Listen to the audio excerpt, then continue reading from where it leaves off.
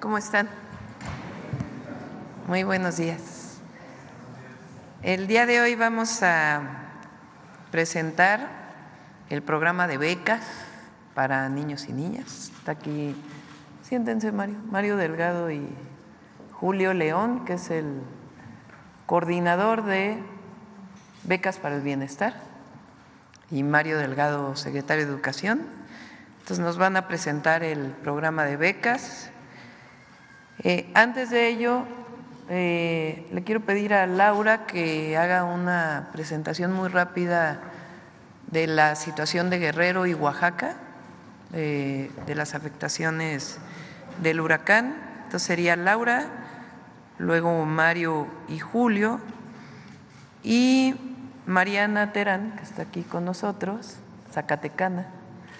Ella nos va a hablar hacia el final, de la Constitución de 1824, que hoy cumple 200 años.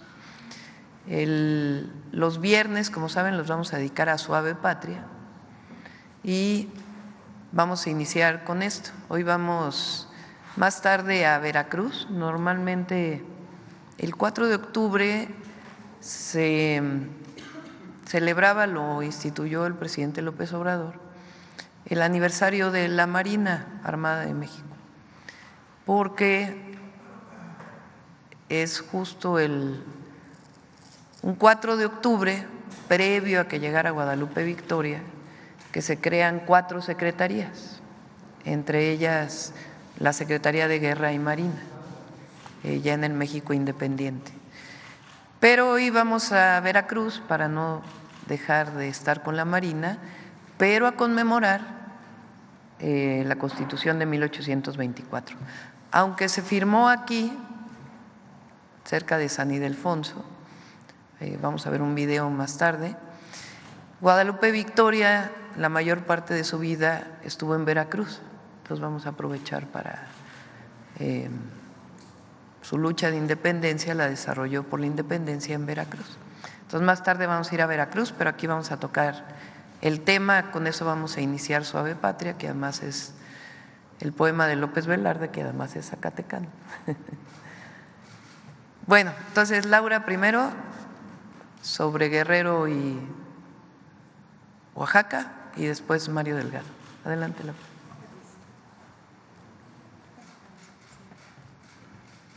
Muchas gracias, muy buen día para todos y para todas. Con su permiso, señora presidenta, informo sobre los efectos por el huracán John, principalmente en el estado de Guerrero, y como ya lo mencionó la presidenta, en el estado de Oaxaca, y también algunas afectaciones en infraestructura en Michoacán. Está la presentación, por favor, si son tan amables. El pasado 23 de septiembre, como sabemos, a las 21:15, el huracán John de categoría 3 tocó tierra en Markelia, Guerrero. Se tienen identificados 29 municipios afectados directamente en Guerrero. Y en la costa, en toda la zona costera, 8 municipios. De inmediato se activó el plan DN3, el plan Marina, el plan Guardia Nacional. Evidentemente que iniciamos días antes con acciones preventivas que nos ayudaron a implementar una acción fundamental en Acapulco y en los 8 municipios costeros. El día lunes, cuando impacta el huracán, la gente se quedó en sus domicilios o acudieron a refugios para poder resguardar a sus familias y sus vidas. Esto nos ayudó mucho a tener los resultados obtenidos. De inmediato, Sedena, Marina y el gobierno de Guerrero iniciaron la limpieza y la habilitación de caminos obstruidos por los árboles. Básicamente, este huracán nos dejó vientos sostenidos de 195 kilómetros, afectando aproximadamente a 15,000 personas en esta zona. En la Costa Chica se han entregado 12,054 despensas, 96,432 litros de agua. En la localidad de Cruz Grande, la Sedena ha brindado más de 15,000 raciones calientes. Para después, del lunes 23 al viernes 27 de septiembre, se registró lluvia acumulada por 1,015 milímetros en Acapulco, Guerrero. Es decir, esta precipitación, la media anual en el estado de Guerrero es de 1,200 milímetros, lo que significa que en 4 días llovió el 84.5% de lo que llueve en el promedio en todo el año en el estado de Guerrero. Aquí vemos el mapa con la afectación. La siguiente lámina son todos los municipios y las regiones en donde tuvimos afectaciones por las lluvias y las inundaciones en 108,792 personas afectadas con 27,000 viviendas. Asimismo, es importante mencionar que se dividió un análisis en Acapulco de 2 zonas, evidentemente en la zona urbana del puerto y otra en la zona rural afectada. Aquí se estima una afectación promedio de 39,941 viviendas y 127,000 personas. Lo anterior son 39 colonias en la zona urbana y 18 localidades rurales. Es importante la siguiente lámina, por favor, porque podemos ver en esta lámina es muy importante. En la línea azul, este es el río La Sabana. Arriba se ve cómo corren los arroyos. En color beige o amarillo es la población que llegó a asentarse en esta zona, que acumula Acapulco, pues tiene un alto índice de invasión. Así es. Así de hace días, esto ya no es de ahora, eso es de entonces, de los primeros días, cuando estaba lloviendo. El índice de invasión de los cuerpos de agua y de las llanuras es muy alta. En la colonia La Poza se encuentra exactamente ahí en los márgenes del río Sabana. Es muy importante resaltar que del 24 al 28 de septiembre, que son estas imágenes, la que sigue, por favor, fueron 4 días en donde nos abocamos a sacar a la gente que estaba en las zonas de riesgo, a evacuar a la población. Todos, absolutamente, los servidores públicos de los 3 niveles de gobierno nos dedicamos única y exclusivamente a evacuar a 10,147 personas. Sedena, Guardia Nacional, Marina, Conagua, el Gobierno del Guerrero, Protección Civil, el municipio de Acapulco, Cruz Roja y voluntarios. Más de 985 personas con 30 vehículos de los altos y con 40 lanchas pudimos evacuar más de 10,000 personas. Hay un refugio temporal muy importante que instalamos en Mundo Imperial, es un centro de convenciones que está en Acapulco, muy cercano a la zona que fue afectada, que es la zona este de Acapulco. La Sedena han preparado y entregado más de 13,550 raciones de comida caliente desde el pasado 27 de septiembre y están todos los servicios muy dignos para la población que se encuentra ahí y que aún no ha podido regresar a sus domicilios hasta que no concluya la limpieza de las calles y de sus viviendas. Se inició la distribución de 100,000 despensas a través de la Sedena y de la Marina. En Acapulco se han entregado hasta el momento más de 22,560 despensas. La Comisión Federal de Electricidad informó en Acapulco sufrieron cortes del servicio eléctrico 67,690 usuarios. El servicio fue restaurado desde el 29 de septiembre. Está estable, ya no hay cortes y fue restablecido el servicio completo del servicio eléctrico. La Secretaría de Infraestructura, Comunicaciones y Transportes mantiene acciones en todos los puntos carreteros afectados. En su momento llegaron a ser 190 cortes o afectaciones o deslaves. Ya hay un avance que más adelante mencionaré. Hubo 18 cortes a la circulación y 162 fueron sin cortes de circulación. A partir del 29 de septiembre, el aeropuerto de Acapulco en funciones sin ningún problema. La Secretaría de Salud ha brindado 18,569 atenciones médicas. La CONAGUA ha implementado toda una estrategia con el gobierno del estado y los municipios para regresar los servicios a la normalidad. En efecto, quisiera yo concluir mi participación mencionando que uno de los temas relevantes que tenemos trabajando en estos momentos y por instrucciones de la presidenta es coordinar todo el restablecimiento del servicio del agua en los 4 puntos que distribuye el agua en Acapulco. La Marina se encuentra haciendo desasolve, la Secretaría de Infraestructura, Comunicaciones y Transportes está rehabilitando todos los caminos. Asimismo, menciono que se está trabajando en 8 puntos carreteros en Michoacán y tenemos 22 municipios afectados en Oaxaca, en donde también se está trabajando. Hemos estado trabajando muy bien, Presidenta, trabajando con la comunidad, seguimos en territorio limpiando las calles, que eso es básicamente el trabajo que ahorita nos ocupa, y restableciendo los servicios de agua. Eso sería todo. Con permiso. Gracias. Nada más para cerrar esta parte, ayer tuvimos una reunión, le estamos dando seguimiento. En este momento se está trabajando por parte de la Marina para desasolvar las plantas de bombeo en Acapulco para que pueda ser restablecido el servicio de agua potable, pero están llegando muchas más pipas para poder apoyar a la población.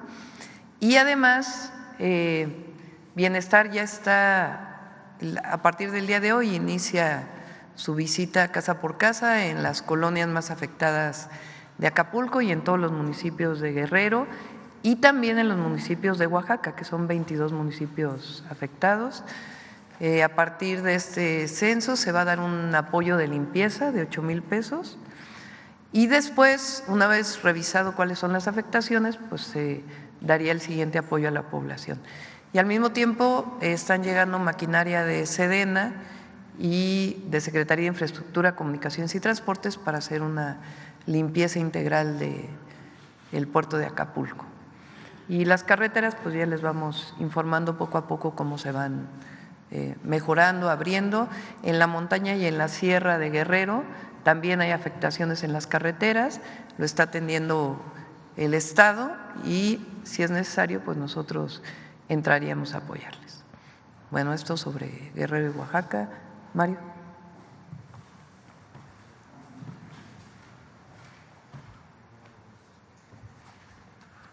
Muchas gracias, Presidenta. Buenos días a todas y a todos, con su permiso, Presidenta. Bueno, vimos el martes pasado, el 1 de octubre, dentro de los 100 puntos que leyó la Presidenta, la alta prioridad que tiene la educación. Hoy presentamos uno de los principales programas que ella ha planteado, que planteó durante toda su campaña y que empezamos a hacer realidad. Las becas. En la pasada administración del presidente Andrés Manuel López Obrador inició el programa de becas para el bienestar Benito Juárez.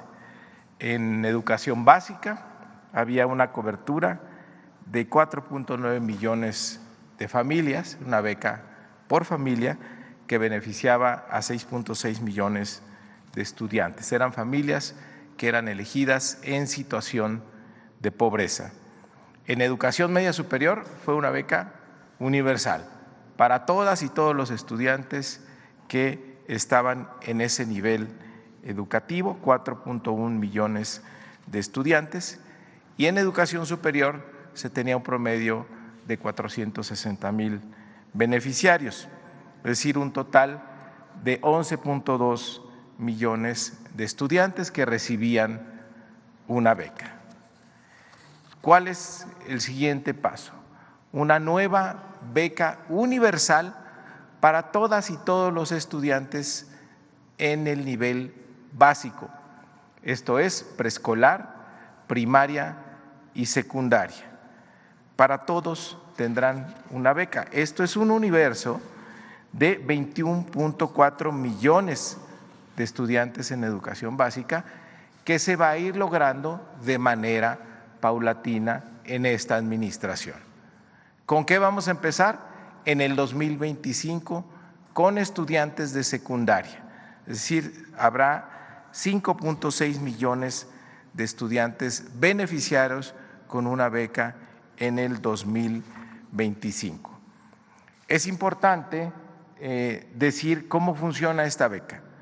En este año, la beca era de 1,840 pesos por familia, familias en situación de pobreza. En el 2025, la beca se va a actualizar, se va a aumentar por inflación, como fue uno de los compromisos de la presidenta Sheinbaum, por lo tanto, llegará a 1,900 pesos. Pero además se va a dar 700 pesos más por cada niño que tenga estas familias. Es decir, si soy una familia que tiene un hijo en secundaria, recibo mi beca de 1,900 pesos. Pero si tengo 2 niños o 3 niños, por cada niño adicional es un gasto adicional que tienen las familias. Por eso se les dará 700 pesos más por cada niño integrante de la familia. Es cómo funcionará esta beca. Ahora, ¿dónde tener la beca? Bueno, vamos a iniciar a partir del 14 de octubre y hasta el 17 de enero. En todas las escuelas vamos a hacer asambleas informativas. Los servidores de la nación, junto con los servidores de la educación, van a visitar las 35,000 secundarias públicas que hay en nuestro país. Vamos a avisar una semana antes, ahí en la propia secundaria, en la página de internet, para que vayan los padres de familia, para que estén también los maestros, que estén los alumnos. No vamos a interrumpir clases, pero sí vamos a tener estas asambleas informativas para decirles cómo va a funcionar la beca. ¿Qué requisitos necesitamos? Lo vamos a poner en la página de internet, ahí lo encontrarán, la documentación, las fechas de cuándo vamos a ir a las secundarias y todo lo que necesitamos para obtener la beca y puedan a partir de enero recibir su tarjeta y ya empezar a recibir los apoyos. La educación es un derecho, no es una mercancía, es algo que nos ha dicho la presidenta durante todo este tiempo. Ahora, algo muy significativo, la beca lleva el nombre de una mujer. La beca se llama Rita Cetina por decisión de la presidenta Claudia Sheinbaum. ¿Quién fue Rita Cetina? Rita Cetina Gutiérrez fue una maestra, poeta y gestora literaria. Fue una mujer mexicana que sentó las bases para la emancipación femenina en el México del siglo XIX. Su labor se centró en la enseñanza a niñas y jóvenes de Yucatán, en la gestión, edición y redacción de proyectos literarios que impulsaron a más mujeres a ser parte del mundo letrado, al cual hasta entonces era dominio de puros hombres. Rita Cetina nació el 22 de mayo de 1846 en Mérida, Yucatán, dentro de una familia de élite yucateca ligada a la política y a la milicia. El 4 de junio de 1870, Rita fundó con otras mujeres meridenses la sociedad literaria y de beneficencia llamada La Siempre Viva, que tenían una revista, una publicación y también un círculo científico. A través de este proyecto hizo posible la creación de una escuela primaria para niñas de escasos recursos, muchas de ellas eran huérfanas, en el cual Rita inició su labor magisterial. También fue directora de esta escuela. Las materias que daban ahí, en esa escuela, eran materias elementales como lectura, gramática y geografía, pero también, fíjense, dentro de la tira matricular incluían asignaturas de Bellas Artes y Aritmética, las cuales en conjunto constituían una de las currículas más amplias e innovadoras de educación para mujeres en el estado de Yucatán y en todo México. Al incluir estos conocimientos, Rita Cetina y sus compañeras buscaban que la mujer no solo se instruyera como el alma del hogar, sino que fueran mujeres curiosas por la ciencia y la razón. Después de su experiencia en la Siempre Viva, Rita también se desempeñó como maestra y directora del Instituto Literario de Niñas, el cual fue la primera escuela normal de la ciudad. En esta institución, Rita impulsó la profesionalización de las alumnas para que se convirtieran en profesoras. Este instituto fue cuna del feminismo mexicano. El 11 de octubre de 1908, Rita Cetina Gutiérrez murió a causa de una enfermedad en Mérida, Yucatán. La semana que entra se conmemorarán 116 años de su muerte. Y tras sus pasos había consolidado importantes proyectos educativos para las mujeres de su entidad. La labor de Rita influenció a decenas de mujeres de su época y de las décadas posteriores a su muerte. El más claro ejemplo fue, sin duda, Elvia Carrillo Puerto, quien además da el nombre de su maestra a la Liga Feminista que fundó bajo el lema Instrucción, Progreso y Derecho de las Mujeres. Con el apoyo, Elvia Carrillo Puerto, con el apoyo de sus enseñanzas y la lucha encabezada por la emancipación de la mujer a través de la educación, impulsó la conquista de más derechos para las mujeres en todo el país. Por eso, en homenaje a Rita Cetina Gutiérrez, la presidenta Claudia Sheinbaum Pardo ha decidido ponerle el nombre a esta beca universal para estudiantes de básica. Es todo, arrancamos la próxima semana visitando las secundarias públicas del país y tendremos toda la información en la página de internet que mencionamos. Muchísimas gracias.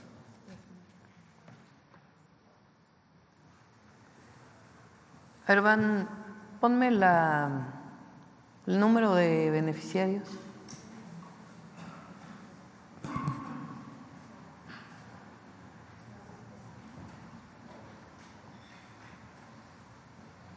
La que sigue, por favor. Más. ¿En este momento cuántos son en secundaria? Sí, 5.6.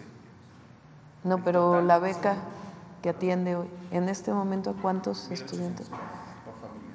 No. ¿Cuántos estudiantes de secundaria tienen beca? ¿Cuántas familias de estudiantes de secundaria tienen beca hoy? 1.100.000. Ah, ok. Pasamos de 1.100.000 a 5 millones, 5.6 millones de beneficiarios en el 2025. La beca que daba o que se da hasta ahora, la Benito Juárez, solamente en preparatoria es por estudiante. En el caso de las Benito Juárez para educación básica, preescolar, primaria y secundaria, es por familia.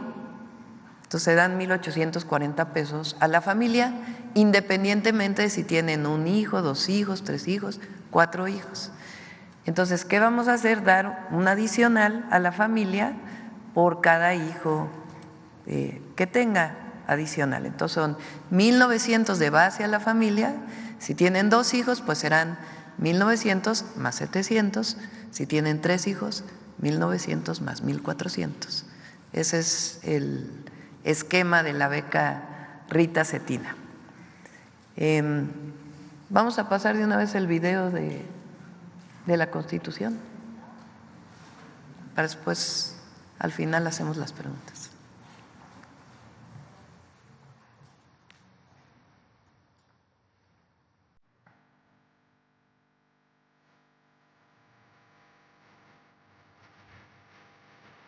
En este maravilloso recinto, el Archivo General de la Nación, se encuentra el manuscrito original de la Constitución de 1824. Esta Constitución representa el ideal insurgente para constituir una república. Fue la derrota de los monarquistas, defensores de privilegios para unos cuantos.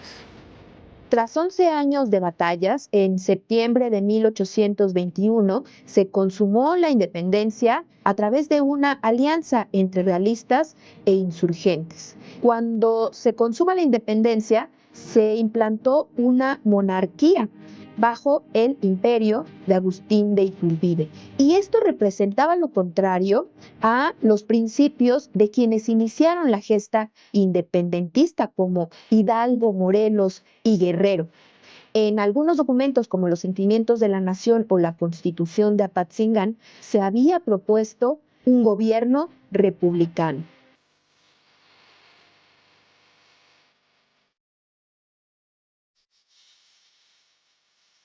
Aquí, en el antiguo templo de San Pedro y San Pablo, se reunió el Congreso Constituyente que firmó la Constitución de 1824. Aquí se puede observar la trayectoria histórica de las constituciones de nuestro país. Durante el imperio de Agustín de Iturbide, ya en 1822, se formó un Congreso Constituyente que tenía el objetivo de formular una constitución. Como esto iba en contra de los intereses imperiales de Iturbide, decidió disolver el Congreso. Y entonces el descontento pues no se hizo esperar. Varias provincias quisieron separarse de la nación y volverse independientes. Y ante esta crisis, Agustín de Iturbide tuvo que abdicar. En noviembre de ese año se integró un nuevo Congreso en donde participaron personajes que estaban en favor de instituir una república federal. Los intereses conservadores y monarquistas ya estaban francamente debilitados. Nos encontramos ante un documento encuadernado, forma de libro, con forros de piel, remates dorados. Para cuidar un documento tan importante como estos, el Archivo General de la Nación tiene un espacio que se denomina bóveda de seguridad. En su título primero, este libro establece los principios fundantes de la nación mexicana. Dice que la nación mexicana es para siempre libre e independiente del gobierno español y de cualquier otra potencia.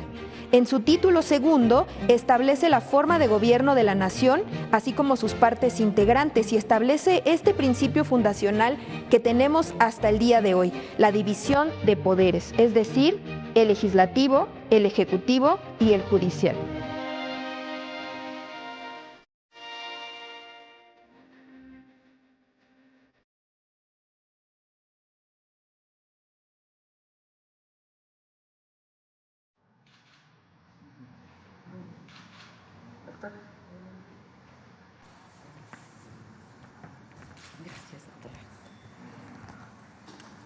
Con su permiso, Presidenta de la República, buenos días a todas, a todos ustedes.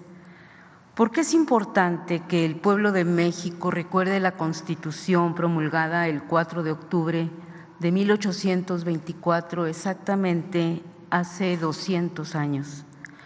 Porque tenemos un pasado común que nos ha hecho nación, porque esa Constitución logró armar una república que fue capaz de integrar los suelos tostados de Veracruz con el esplendoroso desierto de Sonora, porque esa Constitución unió lo que estaba a un paso de separarse y logró sobreponerse a contrastantes geografías, sociedades y culturas. Veníamos de un pasado virreinal donde la Nueva España era parte integrante de la monarquía española. Con la consumación de la independencia, el imperio no logró formar constitución. La monarquía mexicana no sobrevivió. Sin embargo, el poder no conoce vacíos. El poder fue asumido por las provincias que se movilizaron. Las 4 provincias más radicales, entre las que se cuentan Oaxaca, Yucatán, Jalisco y Zacatecas, decidieron que la forma de gobierno debía ser la República Federal para asegurar su autonomía. En 1823 quedó dibujado el federalismo. Con el Acta Constitutiva del 31 de enero de 1824, la Carta Fundamental de octubre de aquel año y las 19 constituciones estatales, se dio vida a la República Mexicana.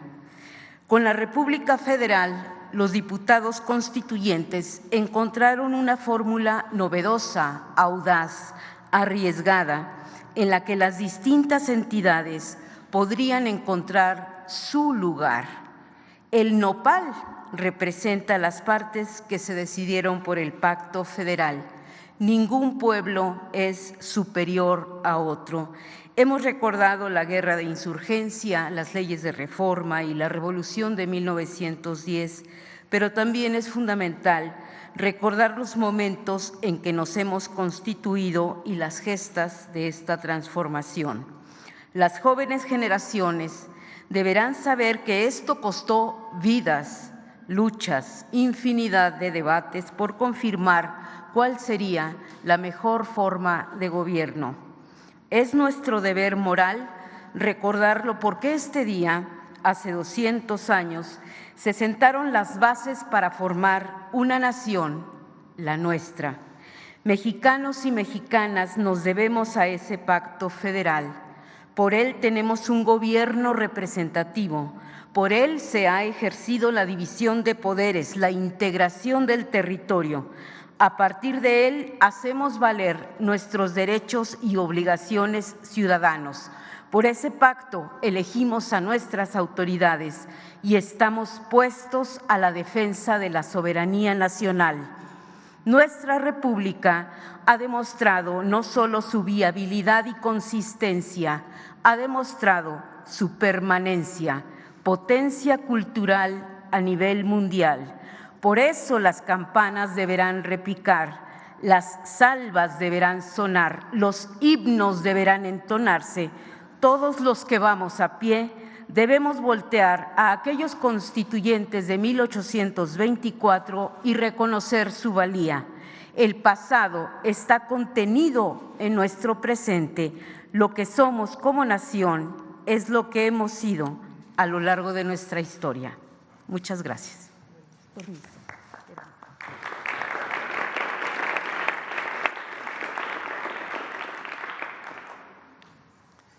Bueno, pues este es el… Ya me dijeron que hay una tómbola, ¿no?, en la mañana. Yo no sabía. A ver, vamos primero, hay tiempo, vamos a ver si alcanzamos a varios. ¿Sobre el tema de las becas? Ah, sí, pues es la misma pregunta que traen todos, ¿no? A ver, vamos por acá. Sonora, a ver. Y luego tú. Y hola, luego ¿qué tal? dos de acá. Buenos días, señora presidenta, un gusto. Bueno, quiero antes que nada pues felicitarle. Yo soy Demián Duarte de Sonora Power. Felicitarle por su llegada el pasado primero.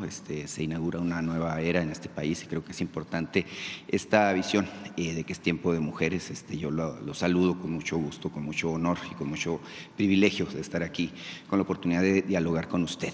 Mire, recuerdo que en alguna ocasión cuando empezaba este asunto de la precampaña, yo en Nogales le decía que en usted confiábamos. Creo que usted debe recordar ese momento cuando apenas estaba perfilándose a esta importante empresa de convertirse en la primera mujer presidenta. Y mire, la felicitación yo se le extiendo al asunto de la congruencia con la que se ha comportado, válgame, pues en esta primera semana. El primer tema, la memoria histórica, muy importante, el asunto del 68, usted dice es hija del 68, nosotros también. Al final de cuentas, nuestros padres emprendieron luchas importantes en la izquierda de muchas maneras, maneras, y bueno, pues al final de cuentas nos dieron esta identidad que hoy tenemos como país. Y bueno, el asunto también del género es muy importante. Su gobierno es el primer gobierno que habla justamente de esta necesidad de que haya igualdad, pero igualdad sustantiva, además, que es un concepto muy importante. En este concepto, Presidenta, yo le quiero plantear el asunto que a mí me ha generado molestia, seguramente a muchos también, de la misoginia que prevalece. Mire, en los últimos días ha circulado un video de un actor, Rafael Inclán, que bueno, se refirió después de su triunfo, porque esto fue en junio, a que tendríamos un ama de casa por 6 años. Y ha habido otro término que no lo voy a repetir porque es muy peyorativo, al que algunos opinólogos, representantes de la oposición, yo le digo la oposición mediática, se refieren a usted de manera que me parece muy negativa. Yo le quiero pedir su opinión sobre este contexto justamente de la misoginia y el ánimo de descalificar a la primera mujer que es la presidenta de todos los mexicanos. Primero hay esta idea de hace tiempo, desde la campaña, que Andrés Manuel López Obrador iba a estar gobernando durante estos 6 años, del 24 al 2030. Pues él se fue a Palenque y ahí está desempeñando su nuevo periodo de reflexión y escritura. Y la presidenta de México se llama Claudia Sheinbaum Pardo. Y ayer, pues, en la salutación que se hace cuando llega un presidente, o presidenta en este caso, comandanta suprema de las Fuerzas Armadas. Esta idea de que las mujeres no tenemos capacidad y que siempre tiene que haber un hombre atrás diciéndonos qué es lo que tenemos que hacer, pues es parte de una cultura machista. Y es algo que, así como vamos a seguir hablando de la discriminación por situación social, por color de la piel, también vamos a seguir hablando del machismo, porque eso se tiene que desterrar en nuestro país. Todos somos iguales ante la ley, y además ahora queremos que se reconozca la igualdad sustantiva en la Constitución. Pero lo que a mí me parece más lamentable es que se utilice la palabra ama de casa como algo peyorativo. No. Yo soy presidenta, abuela, mamá y ama de casa, y con orgullo. Todas las amas de casa, es decir, las mujeres, esposas que se dedican al hogar, merecen absolutamente todo nuestro reconocimiento. Realizan un trabajo que nadie reconoce. Todos los días se levantan, despiertan a los niños, preparan el desayuno, les dan de comer, los llevan a la escuela, regresan, ya están preparando la comida, limpian la casa, preparan la comida, van por los hijos a la escuela, regresan, les dan de comer, después les ayudan a hacer la tarea y después vuelven a limpiar la casa y después llega el marido y también lo atienden y al otro día lo mismo. Parece como un trabajo menor. A ver, a todos los que no hacen ese trabajo los conmino a que realicen el trabajo de la tarea del hogar. Tiene su complejidad, ¿eh? O la otra, las mujeres que son amas de casa y además dejan a los hijos en la escuela, se van a trabajar, regresan a recoger a los hijos a la escuela, a veces comparten esta tarea con la pareja, que así debería ser, a veces no.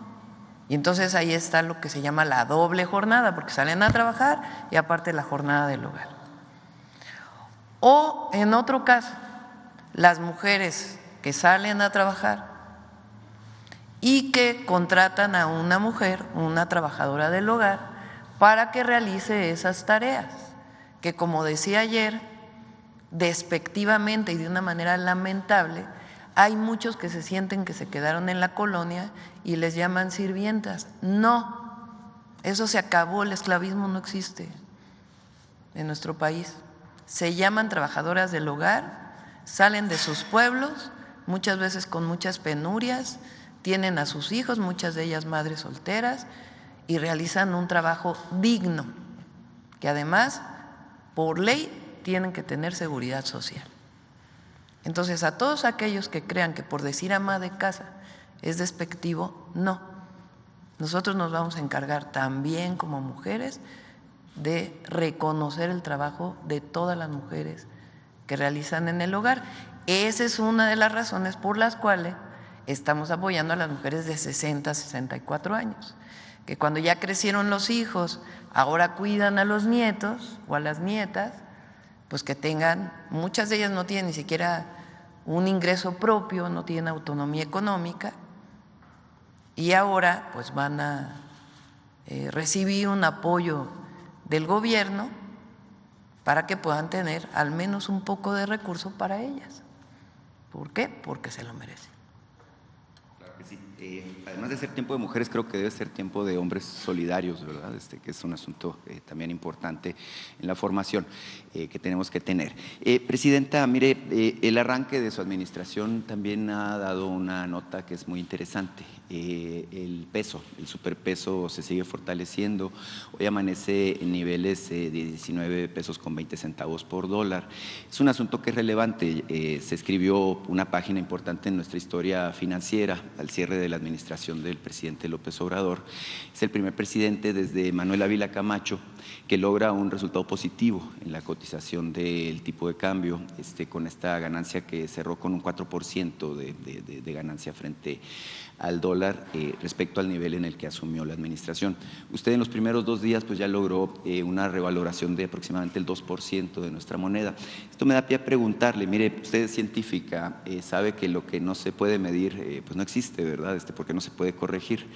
El asunto es que yo le quisiera preguntar ¿qué tipo de expectativas económicas hay de su administración? Usted en los 100 compromisos y también en el mensaje que ofreció en la Cámara de Diputados hablaba, bueno, de este empeño por hacer de México un país muy atractivo para la inversión, la construcción de infraestructura. Ayer habló de la necesidad de que los salarios mínimos sigan incrementándose en niveles anuales del 12%. Todo esto prefigura un buen ambiente, evidentemente, para la economía. Yo preguntarle si ya tiene usted visualizado cuáles son los objetivos en materia económica, qué tipo de crecimiento, cómo cree que va a comportarse el tipo de cambio. Hay factores importantes, por ejemplo, las reservas del Banco de México pues están en niveles récord actualmente, 226 mil millones de dólares, si mal no recuerdo, es el dato. Entonces, la economía, como usted sabe, es muy importante, es un tema muy relevante para todos nosotros, porque al final de cuentas, a cómo le va a la economía del país es a cómo nos va a todos los mexicanos. Entonces, preguntarle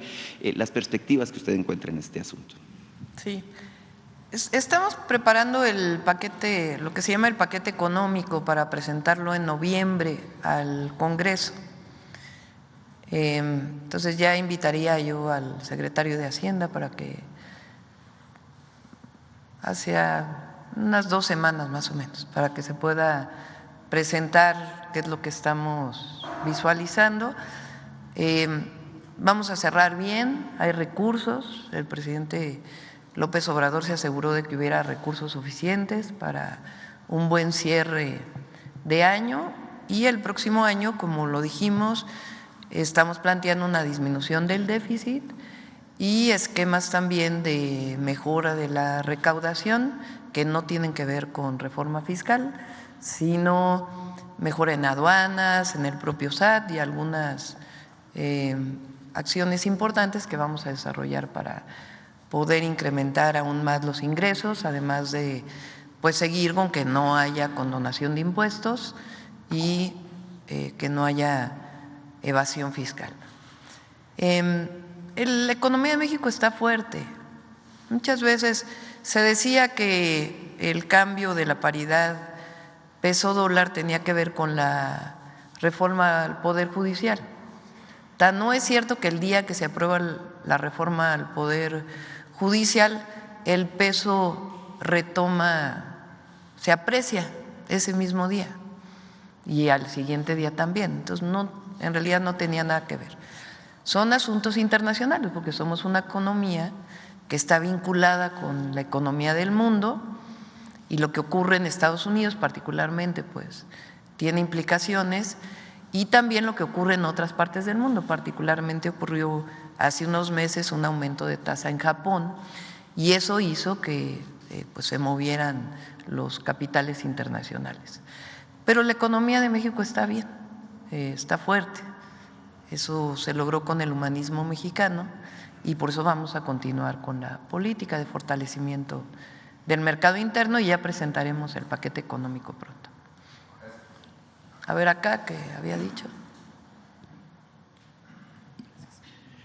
¿Qué tal, doctora? Buenos días, Carlos Calzada de Radio Educación. La primera pregunta sería esta decisión que tomó la Suprema Corte de Justicia ayer de dar entrada para saber si puede revisar realizar esta controversia en contra de la reforma judicial. Me gustaría conocer su opinión, sobre todo porque dos de las ministras consideraron que esto era un golpe de Estado técnico. Me gustaría saber cuál es su posición al respecto a estas acciones de la Suprema Corte. Sí. Le pedía a Paulina que hiciéramos una presentación para que recordemos cómo es que nuestra coalición tiene mayoría calificada en la Cámara de Diputados y en la Cámara de Senadores. ¿Cuál fue el resultado de la elección? ¿Qué dice la Constitución para cambiar la Constitución? ¿Cuál es la votación que se obtuvo y por qué que no ha tomado una decisión? Acepta lo que le plantea la Corte, algunos ministros de la Corte, para analizar la constitucionalidad de la Constitución, que está totalmente fuera de norma.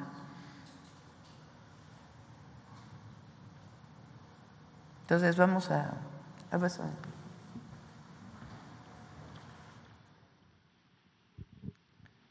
A ver, primero para todos los adversarios, los que no están de acuerdo con lo que se está aprobando, es una decisión del pueblo de México. Hay que recordar que el 5 de febrero del 2024 el presidente López Obrador presentó 20 reformas constitucionales, las envió a la Cámara de Diputados, o 18 constitucionales y 2 de leyes secundarias.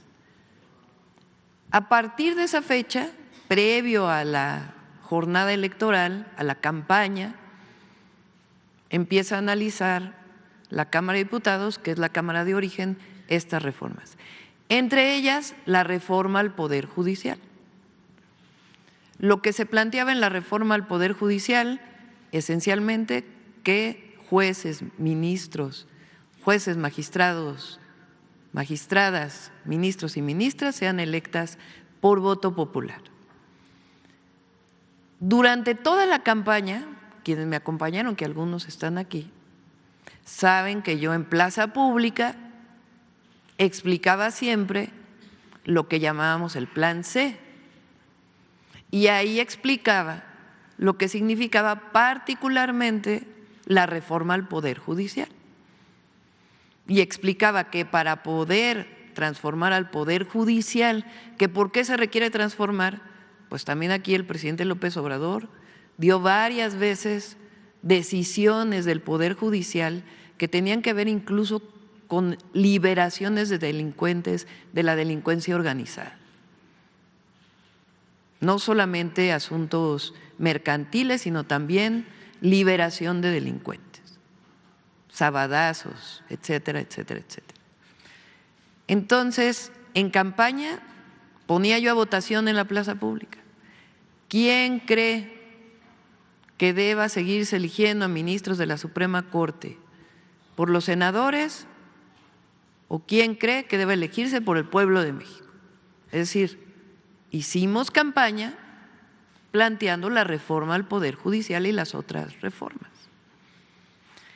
El 2 de junio ganamos con esta diferencia de votación. En el caso de la presidencia, obtuve 35.924.519. ¿Cuánto obtuvo la candidata del PRIAN? 16.502.697 y Movimiento Ciudadano 6.2 millones. La votación más alta que se haya tenido en la historia. Ahora, diputados y diputadas. Fíjense nada más, son 300 distritos electorales en el país. La coalición ganó 256 diputados y diputadas, y en votación directa ganaron solo 42 distritos, el PRIAN, solo 42 distritos. Esta es la votación directa de mayoría. Y Movimiento Ciudadano solo ganó un distrito. Adelante. Primero, si me ponen la redacción de la ley electoral. La redacción.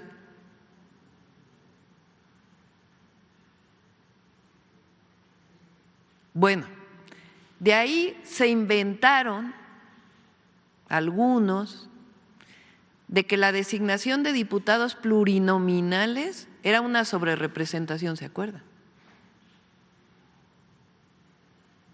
¿Qué dice la ley, la anterior?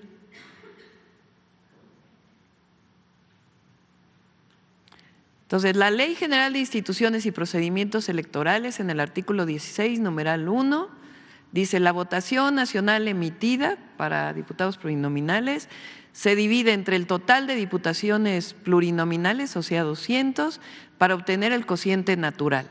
Así lo dice tal cual. O sea, la ley dice la fórmula para obtener el número de diputados y diputadas plurinominales.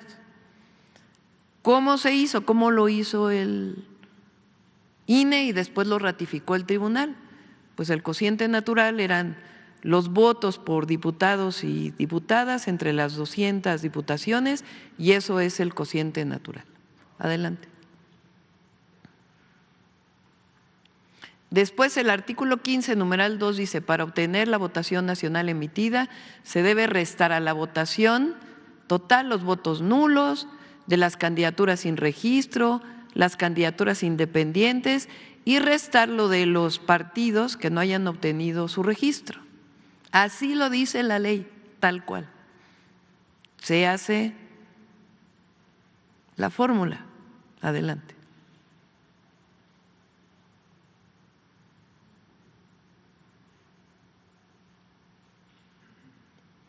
Artículo 17.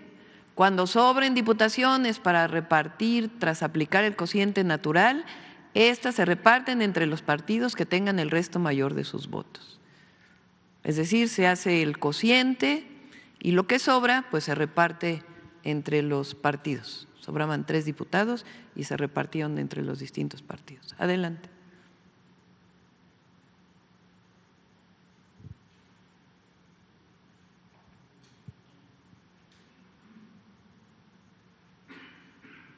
Bueno, así tal cual se hicieron las ecuaciones, las fórmulas matemáticas que dice tal cual la ley.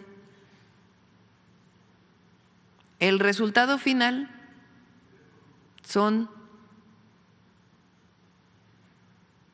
el resultado final del número de diputados y senadores. El total de tenemos, ¿cuántos son, Mario? ¿Cuántos, te acuerdas? ¿Cuántos diputados en total son de la coalición? 373. ¿Cuál es la mayoría calificada? 344. Es decir, aplicando exactamente la fórmula que dice la ley electoral para asignar diputados plurinominales y senadores, se tienen 373 diputados de la coalición. Se tenían 85 senadores y después un senador de el PRIAN se decide votar con la coalición, 86 senadores. ¿Qué dice la Constitución para cambiar la Constitución?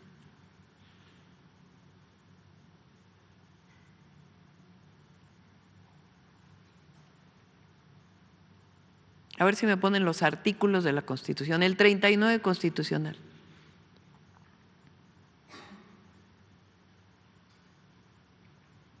El 39 así, tal cual lo lees. Ahí está. Artículo 39 de la Constitución Política de los Estados Unidos Mexicanos. Hay países que para cambiar la Constitución tienen que nombrar un nuevo constituyente. En el caso de México, el constituyente está establecido por la propia Constitución, en 2 artículos particularmente, el 39 y el 135. El 39 viene desde los sentimientos de la nación de Morelos y dice: la soberanía nacional reside esencial y originariamente en el pueblo. Todo poder público dimana del pueblo y se instituye para beneficio de éste. El pueblo tiene en todo tiempo el inalienable derecho de alterar o modificar la forma de su gobierno. ¿Qué dice el 135?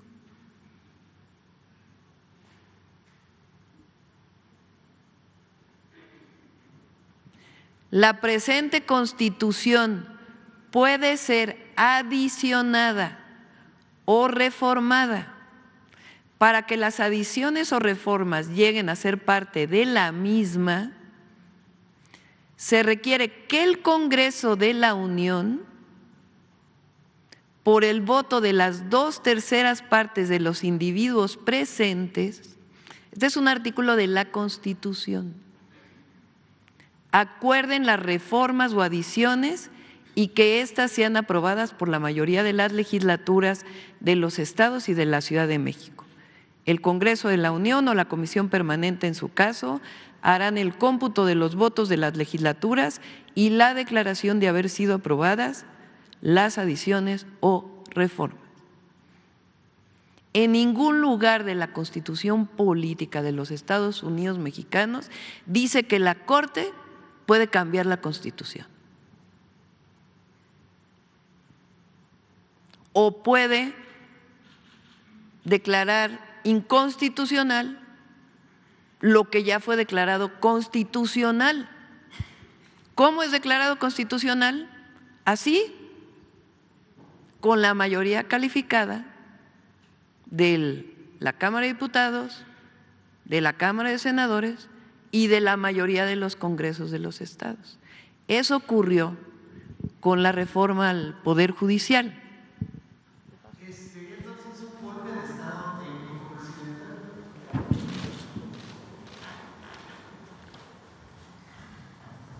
¿Qué pienso yo que pretenden con esto? Primero, que nosotros digamos juicio político, traición a la patria. No lo vamos a hacer, es mi opinión. Porque ¿qué quieren? Demostrar que somos un gobierno autoritario. No lo somos. La presidenta fue electa por el pueblo de México. Los diputados, diputadas, senadores, senadoras fueron electas por el pueblo de México. Somos un gobierno democrático y somos demócratas. Tan somos demócratas que hicimos una propuesta que fue avalada por el pueblo de México y ya publicada en el Diario Oficial de la Federación. La democracia en el Poder Judicial también. Entonces, primero, no vamos a caer en ninguna provocación. Segundo, va a haber elección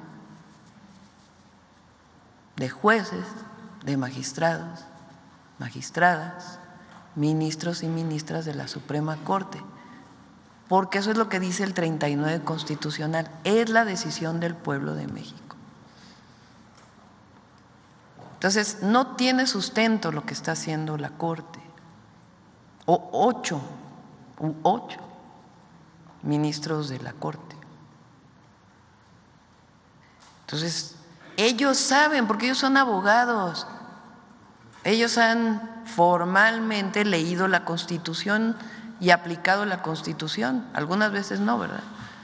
Porque defienden privilegios, para empezar los suyos, los de los 400,000 pesos al mes que ganan.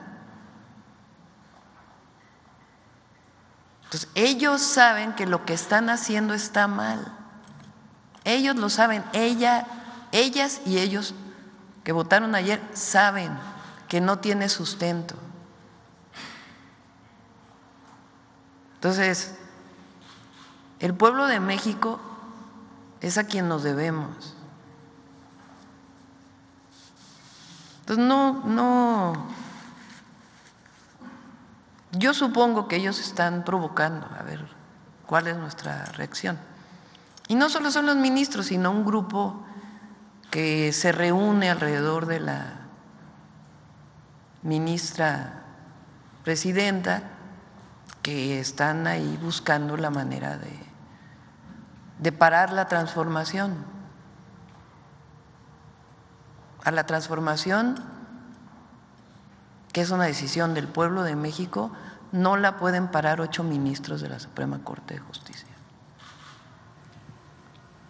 Gracias, presidenta. Mi segunda pregunta sería, ¿se está escalando el conflicto en el Medio Oriente entre Líbano e Israel? Me gustaría saber si el gobierno mexicano tomará algunas acciones para repatriar a los conciudadanos que se encuentran en la zona de conflicto, como ya ha ocurrido, por ejemplo, en el conflicto con Ucrania y Rusia, si se tomarán algunas acciones para tomar estas medidas.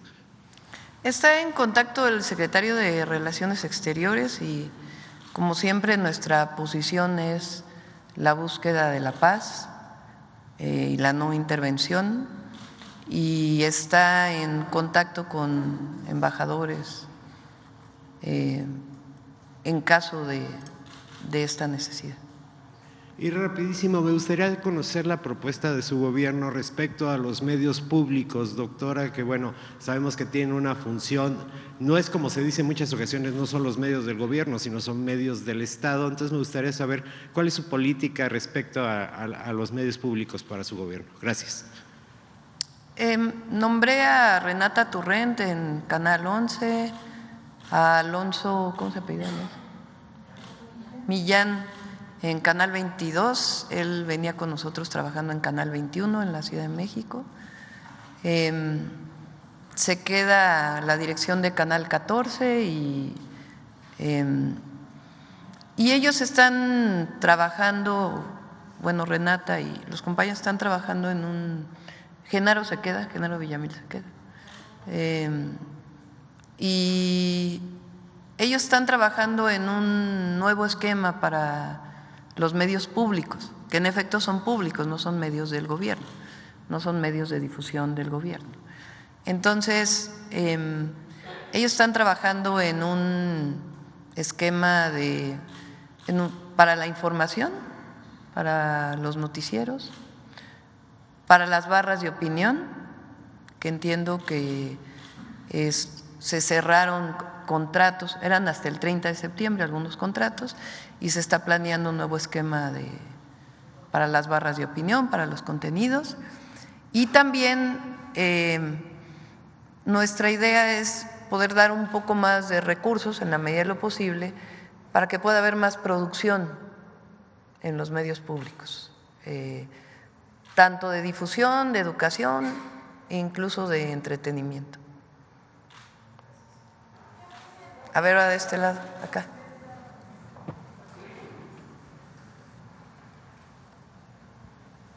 Gracias.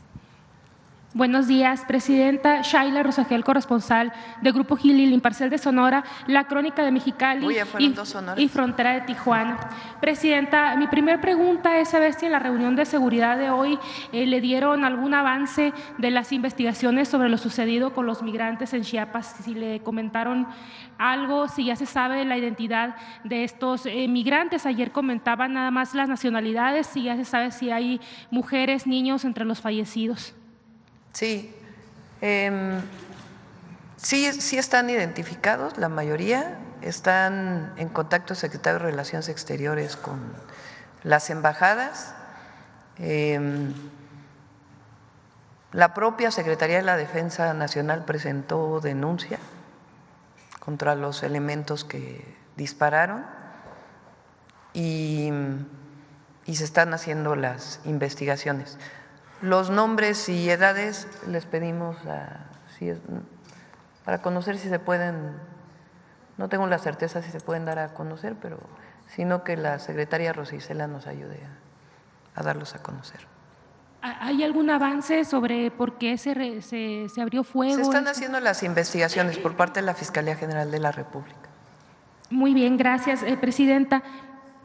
En una segunda pregunta, preguntarle sobre los proyectos que usted mencionó. Hay varios proyectos que mencionó en sus compromisos, que si tiene estimaciones de los montos para estas obras, por ejemplo, la carretera Guaymas-Chihuahua que mencionó, el puerto de Guaymas, el tren de la ruta a Nogales, si tienen también estimado de tiempo. Yo recuerdo que ya dieron a conocer cuando usted aún era presidenta electa, un plan de cómo se iban a ir haciendo estas rutas de trenes de pasajeros, pero no estaba en ese momento la que va hacia Nogales. Entonces, si ya tienen establecido tiempos, montos. Sí, justo ayer nos reunimos. ¿Qué se está haciendo ahora? Análisis de derecho de vía, estudios de demanda y la definición del proyecto, qué tipo de normatividad van a llevar las vías, en dónde son 2 vías, en dónde es una vía, de acuerdo a la demanda, cuándo se realiza el estudio de impacto ambiental, qué permisos se pueden otorgar para los estudios previo a la manifestación de impacto ambiental. Entonces estamos trabajando en ello y también lo que significan los costos. Ayer me reuní con las 3 principales empresas fabricantes de trenes, la empresa Alstom, CAF y Siemens, que es una empresa estadounidense. 2 de ellas tienen plantas en México, Siemens no tiene planta en México, pero me reuní para ver qué posibilidades tienen de poder fabricar en los 6 años que vamos a estar en el gobierno. Son alrededor de 80 trenes, porque los trenes se tardan como 2 años en comenzar a salir. Entonces, a la par de que estamos construyendo las vías, pues tiene que hacerse la licitación para los trenes.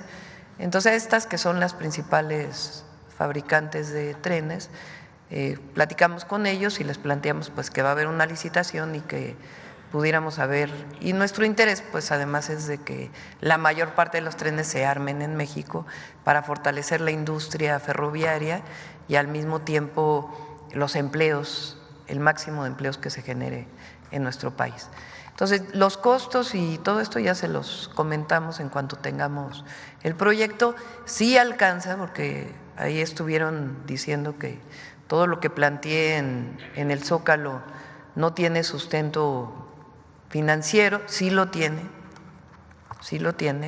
lo trabajamos durante pues prácticamente 4 meses desde que ganamos la elección y previamente ya lo habíamos empezado a trabajar hasta la fecha. Hay grupos de trabajo que ahora pues arrancan todavía más.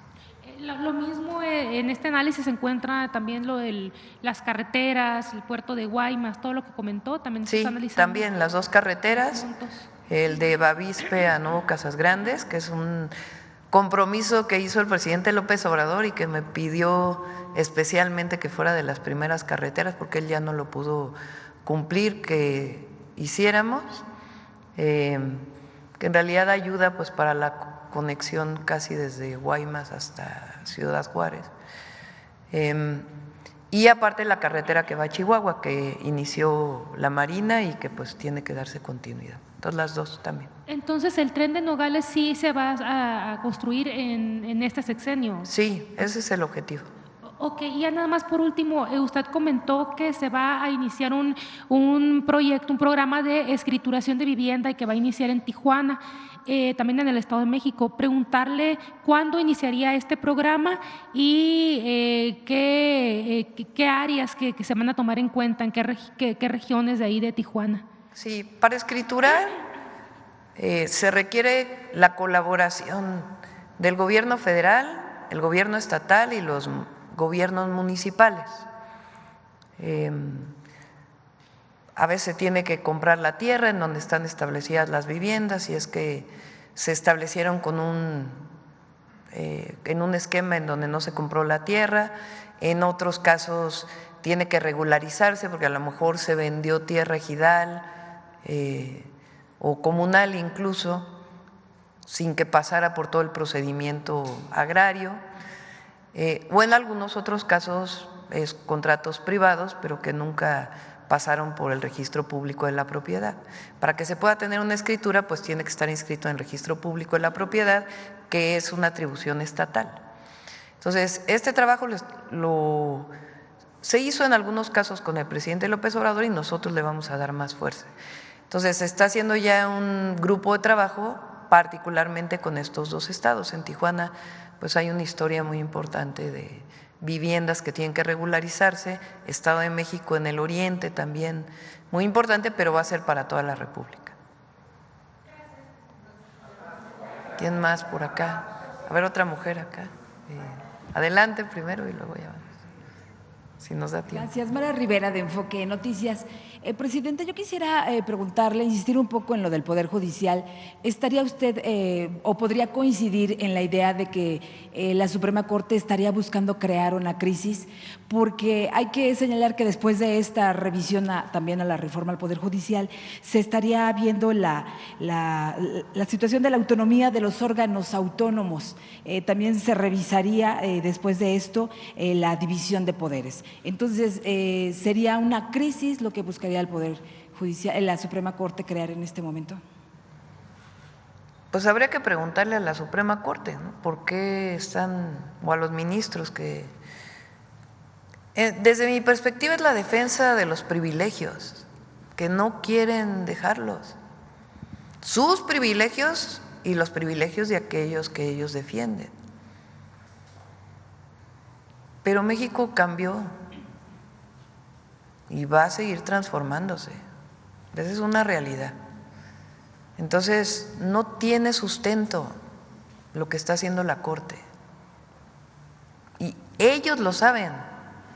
Los ministros y ministras que votaron para analizar la reforma al Poder Judicial saben que están procediendo ilegalmente. Ellos lo saben. Porque son constitucionalistas y ellos conocen la Constitución. Los argumentos, por ejemplo, ayer que se utilizaban por parte de uno de los ministros, hablando inclusive de personas de un partido político. Bueno, ¿qué sustento es ese? Entonces, ellos y ellas tienen que aceptar que el pueblo de México tomó una decisión. Y que el artículo 39 es muy claro y el 135 también. Y que la reforma a la Constitución ya fue publicada en el Diario Oficial de la Federación. Entonces, ¿qué pretendan ellos? Yo pienso que en primera provocarnos para que les demos argumentos de decir, ay, miren qué autoritarios son. No vamos a caer en ninguna provocación, en ninguna. Y yo más bien digo que es un golpe aguado, no un golpe de Estado. Porque la verdad, pues, ¿qué sustento tiene? Con todos estos argumentos, entonces queda claro que no peligra la reforma que… No peligra la reforma al Poder Judicial. El pueblo decidió y nosotros tenemos la obligación y los legisladores de servir al pueblo, con el pueblo todo, sin el pueblo nada, el pueblo manda. Y eso es lo que dice el 39 constitucional, no es solamente una declaración. Por último, la reunión que se había comentado ya con el sector económico, el sector empresarial, ¿se va a realizar pronto? ¿Tendría la mejor que...? Sí, tenemos varias… voy a reunirme, le pedí al presidente del Consejo Coordinador Empresarial a ver si nos reunimos la próxima semana. Y ustedes saben que también nombré en su momento a Altagracia Gómez para que me ayude a constituir este consejo. Entonces, tenemos varios temas en puerta. Uno, yo quiero ratificar el acuerdo que se había firmado con empresarios, particularmente productores de harina de maíz, algunos productores también de principales de alimentación y los comercializadores de la canasta básica, para que podamos firmar un acuerdo para que no suba la canasta básica. Entonces ese es un acuerdo que quisiera firmar y estamos pues ya hablando con ellos. El secretario de Hacienda, Rogelio Ramírez de la Hoya, había contactado a muchos de ellos que habían firmado y nuestro objetivo es que este mes a más tardar pudiéramos firmar ese acuerdo para seguir garantizando que no suba la canasta básica.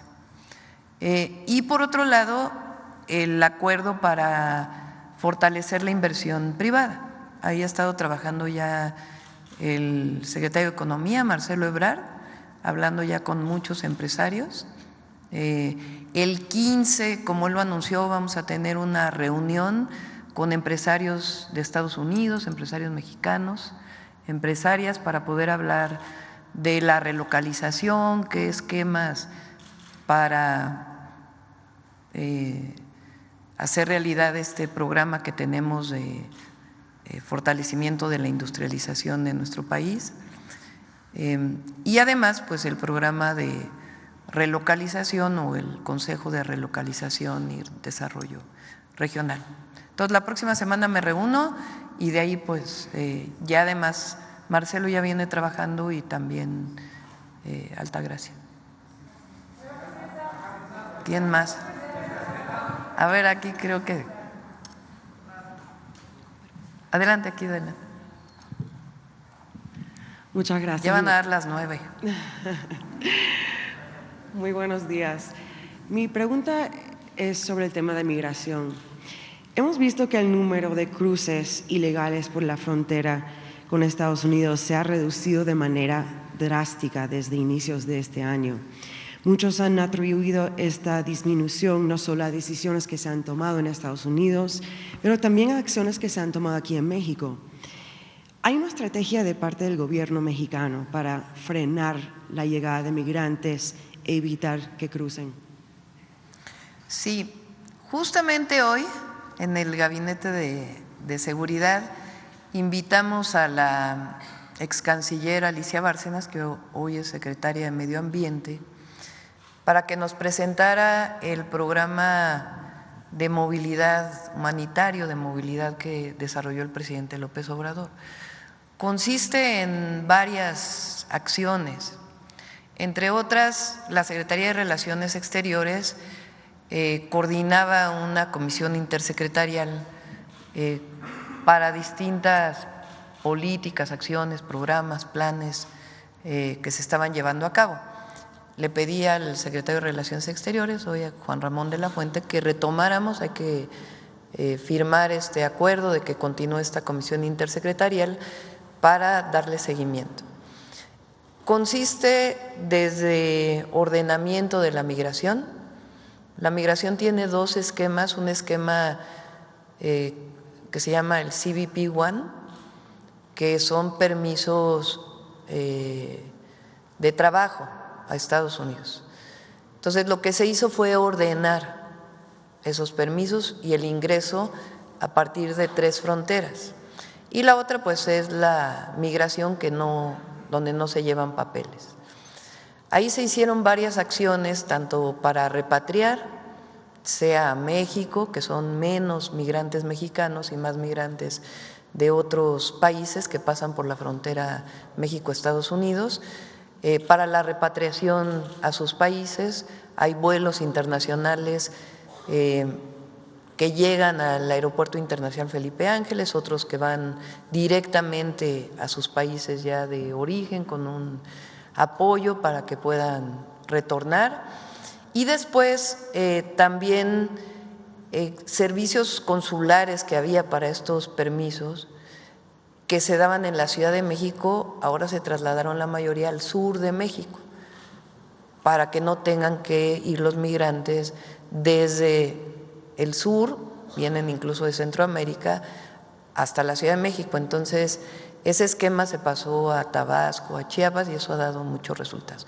Entre otras muchas acciones que se realizan, además de seguir insistiendo en que para disminuir la migración, pues hay que atender las causas que provocan la migración, que vamos a seguir con los programas de apoyo que se daban a través de Amexid.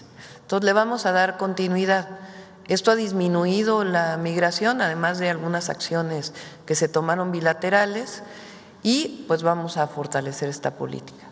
¿Qué me puede contar sobre otros esquemas, como el traslado de migrantes en autobús desde la frontera del norte a ciudades al sur, como Villahermosa, Tapachula? También se sabe que hay un incremento de aprehensiones, aproximadamente más de 100,000 por mes según cifras oficiales. ¿A qué se debe todo esto? ¿Es parte de una política, estrategia? Primero, se respetan los derechos humanos, que es muy importante. O sea, por eso se llama política humanitaria de movilidad, porque lo que está siempre al frente es el respeto a los derechos humanos. Hay además albergues, se cerraron los albergues de hace muchos años en donde hubo este lamentable accidente, y otros albergues de este tipo. Entonces, cualquier, digamos, repatriación, movimiento de migrantes, pues es con base a protocolos de respeto a los derechos humanos.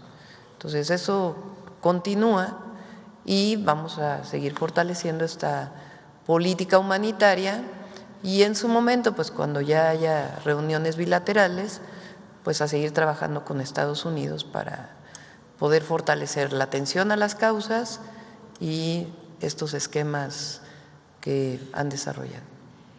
Por último, sabemos que el gobierno estadounidense y mexicano han discutido, como usted acaba de decir, cómo aliviar la situación en la frontera. ¿De qué manera se está beneficiando México por colaborar con los americanos para controlar el número de cruces? Hay esquemas, por ejemplo, en donde empleadores mexicanos se acercan a los albergues en donde están migrantes a contratar, por si se quieren, si su decisión es quedarse en México. Entonces, es beneficioso para todas y para todos que haya una política humanitaria de atención a la movilidad humana. Entonces, nosotros vamos a seguir con esta política porque además ha dado resultados. No solamente es humanitaria, sino que además ha dado resultados. Y el secretario de Relaciones Exteriores, Juan Ramón de la Fuente, además tiene nuevos planteamientos que van a agregarse pues a esta política migratoria, que es muy importante. Además, evidentemente, de todo el apoyo del Gobierno de México a nuestros hermanos y hermanas que viven en Estados Unidos. A ver, la última.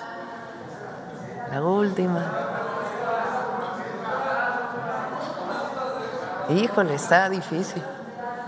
A ver, una de este lado y una de este lado ya para terminar. A ver, hasta atrás, el compañero que está hasta atrás. No, aquí el compañero que trae chamarra café, ¿cómo te llamas? Buenos días, doctora. Carlos Domínguez, de Nación 14. Preguntarle sobre Tamaulipas. Hay asignaturas pendientes que dejó el presidente López Obrador. La que más nos importa a los que somos de Nuevo Laredo, por ejemplo, la Dirección General de Aduanas. Si hay fecha para la conclusión e inauguración de la misma, y qué otros proyectos le esperan. Este mismo año se termina y vamos a ir a la inauguración. Hay un programa que nos ha pedido mucho desde que entró lo hemos platicado cuando era jefa de gobierno con el gobernador Américo Villarreal, que es el tema del agua, particularmente para el norte de Tamaulipas, tanto para riego como para consumo humano, y estamos trabajando en diversas propuestas, además de pues algunos otros proyectos de infraestructura. Está 2 puertos en Tamaulipas que vamos a acompañar para su desarrollo. Entonces, agua, carreteras y puertos para apoyar a Tamaulipas. ¿Tiene con precisión o más aparte, pues los cruces fronterizos? Hay varios proyectos en Tamaulipas muy creativos de inversionistas privados para consolidar la integración económica que hay entre Estados Unidos y México, y también estamos trabajando en ello. Sobre la Dirección General de Aduanas en Nuevo Laredo, ¿todavía no hay fecha precisa? Ya está a punto. Le pregunto ahora ayer lo vimos con la Sedena, pero no recuerdo en este momento la fecha, pero está ya muy pronto a inaugurarse. Cambiando de tema, doctora, una de las asignaturas pendientes, digamos, que tiene el Estado mexicano con la libertad de expresión y el gremio periodístico son los asesinatos impunes de periodistas, que me atrevo a decirlo son más del 90% de estos mismos, según datos de la propia Fiscalía General de la República y de las fiscalías locales. ¿Ha pensado, doctora, cómo empujar desde su postura como jefa del Ejecutivo mexicano? Es verdad, no le corresponde como tal a usted, es al Poder Judicial y las fiscalías, la Fiscalía General y la de los estados, pero ¿ha pensado usted ahora como presidenta de la República en cómo aliviar a las familias que viven con esta impunidad pendiente, que está pendiente de resolverse, porque pues no caminan, doctora, los casos? Se hizo mucho trabajo en su momento con la secretaria Rosa Isela como secretaria de Seguridad. Y bueno, vamos a revisar los que aún están pendientes, que por cierto, aprovechando, el paro del Poder Judicial de la Federación afecta a la seguridad.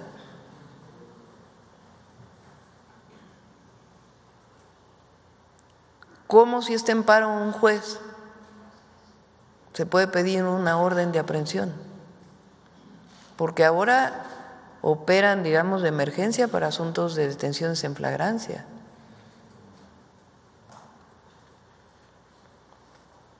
Pero, o sea, aparte de que están en paro, de que cobran,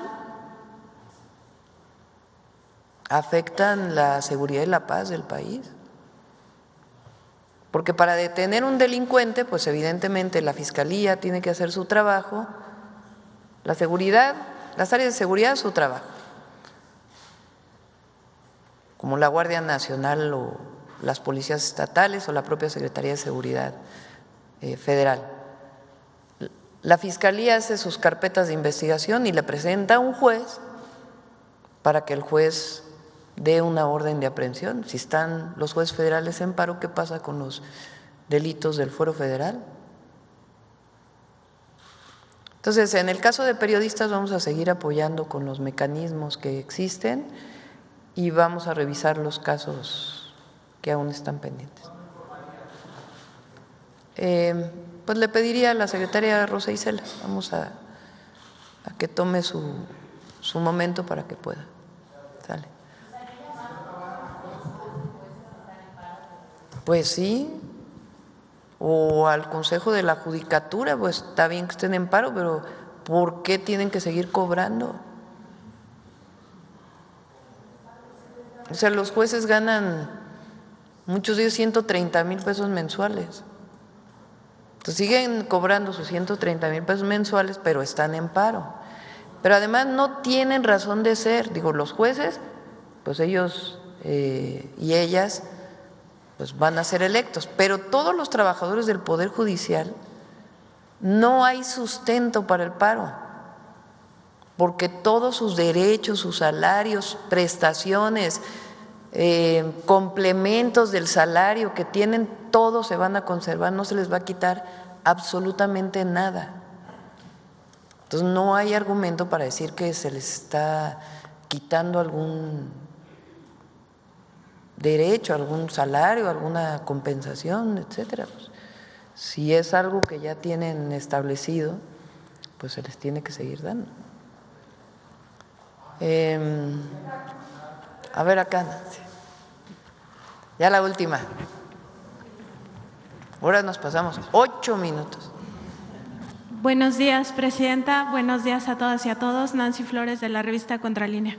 Presidenta, insistir en este tema de la Suprema Corte de Justicia de la Nación, particularmente el caso de estos ocho ministros y ministras encabezados por Norma Piña. Esto porque pues no solo se estaría violando el artículo 39 constitucional que señala que el poder dimana del pueblo, sino también estarían ellos en un posible delito de corrupción, que es justamente este delito de tener conflicto de interés en este tema.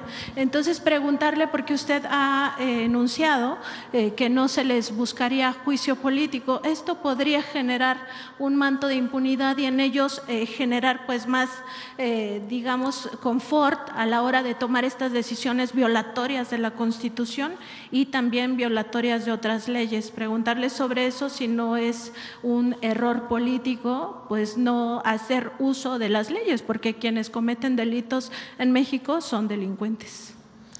Es que ellos están buscando que hagamos eso. O sea, ¿qué argumento, desde mi perspectiva, mi punto de vista, es que ellos lo que quieren es, ya ven que dicen que somos autoritarios, ¿no? Que llegó la presidenta autoritaria. No, llegó una presidenta demócrata.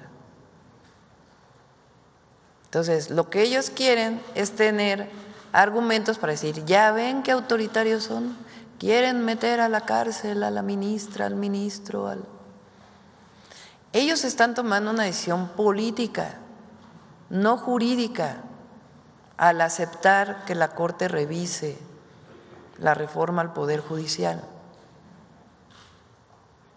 Entonces, por eso nosotros lo que decimos es, no tiene sustento jurídico y no vamos a caer en ninguna provocación. De nuestra parte, ¿no? De nuestra parte, paz, información, debate, pero ellos saben,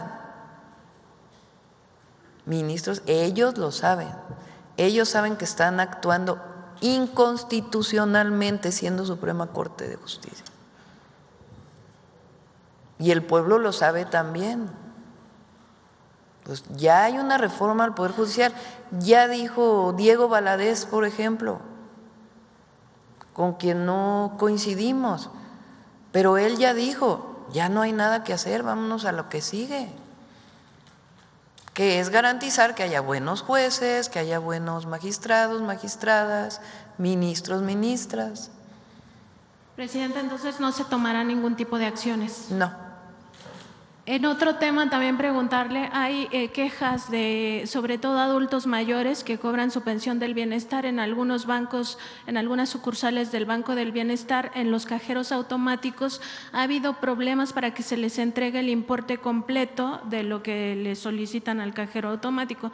Hay casos que llevan hasta 10, 11 meses, un caso particular en la sucursal Coyoacán, aquí en la Ciudad de México, y lo que nos dice la gerente de ese banco, porque ya la consultamos, es que hay varias quejas, sin embargo que no depende propiamente del Banco del Bienestar, porque es un tema que es de una empresa de valores. Entonces los mandan a la queja infinita y nadie les resuelve. Aquí se trata pues de personas claramente en situación de vulnerabilidad. Si se podría revisar este asunto y sobre todo atender las quejas y que quizá quien esté al frente del Banco del Bienestar en un futuro pues se pueda resolver este asunto e informar cuántas quejas existen, doctora.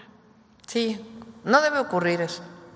El adulto mayor, todos los beneficiarios tienen derecho a sacar del Banco de Bienestar lo que les corresponde. Entonces, si le pasas a Paulina el caso particular, y qué bueno que nos dices para poderlo revisar. Bueno, lo dejamos aquí hoy. Mañana ya. Mañana no hay. Hasta el lunes. Hasta el lunes. Sí. Gracias a todas y a todos. Gracias.